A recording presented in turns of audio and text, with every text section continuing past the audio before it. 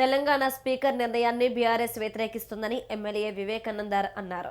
ఇక tribunal chairman గా speaker పూర్తిగా విఫలమయ్యారని ఆరోపించారు. పార్టీ మారిన ఎమ్మెల్యేల విచారణపై స్పీకర్ సీఎం రేవంత్ రెడ్డి నిర్ణయాన్ని తీర్పుగా ఇచ్చారని ఆరోపించారు.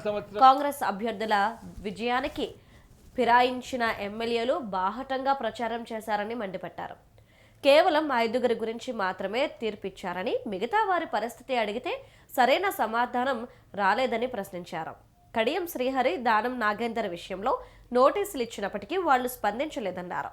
వారిని అనర్హులుగా ప్రకటించాలని వివేకానంద డిమాండ్ చేశారు.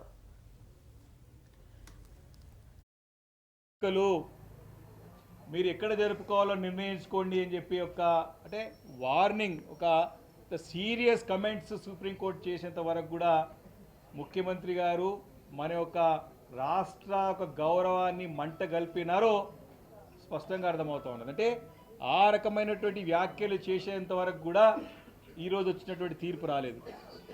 ఇదే తీర్పుని, ఇదే న్యాయాన్ని, ఇదే జడ్జిమెంట్ని మీరు త్వరగా తీసుకోవాలని చెప్పి గతంలో హైకోర్టు ద్వారా డైరెక్షన్ తీసుకొచ్చినా మేము కూడా అడిగినా దీన్ని కాలయాపన చేసుకుంటూ వస్తూనే ఉన్నారు. ఈరోజు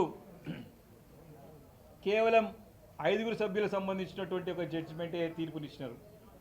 మేము ప్రత్యక్షంగా అడిగినాం, మిగతా 5 సభ్యుల సంగతి ఏంటిది స్పష్టంగా అడిగితే దానికి మాకు సమాధానం లభించలేదు. ఈరోజు ఇంకొక విషయం, ఈరోజు కేవలం 5గురు